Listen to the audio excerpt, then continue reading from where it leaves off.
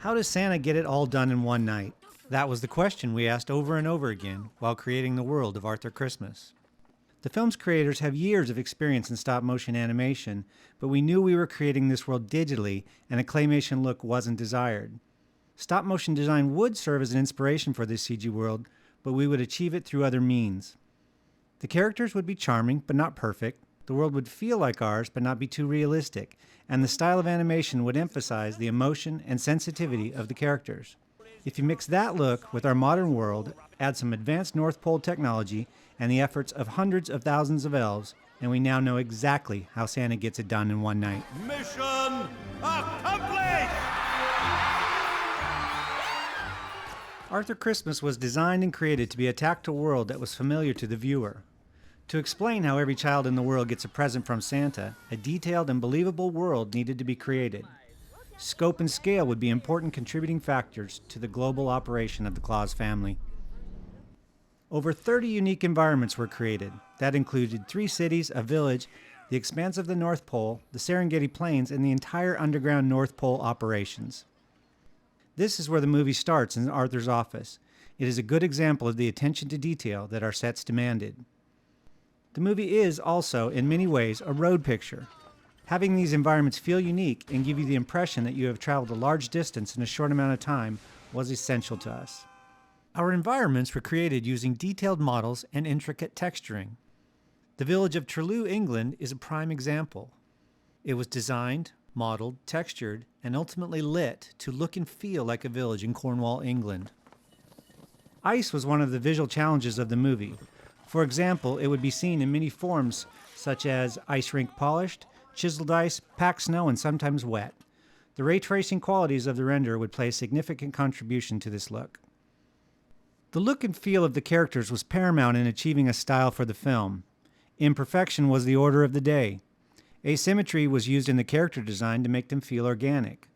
What was to be called a sculpt pass was added to make the surface not quite smooth, but not as detailed as human skin texture.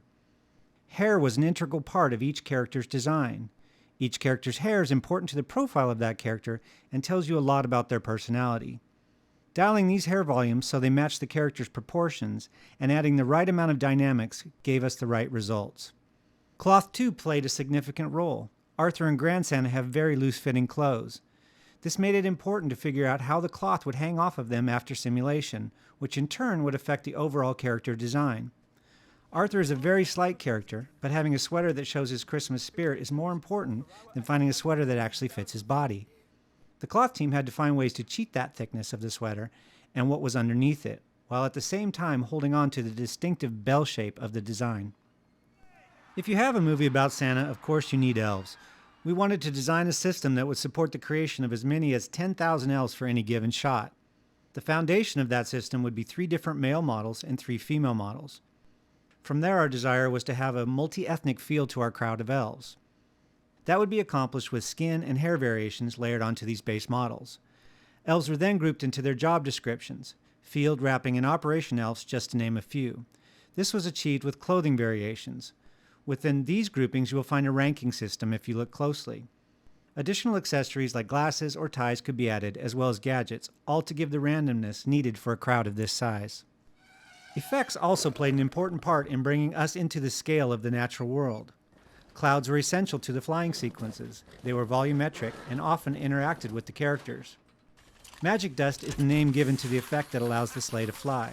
The magic dust trail that follows the sleigh was designed to be iconic in a way that is reminiscent of the simple, traditional imagery of the sleigh, yet has the detail needed when you get close to it.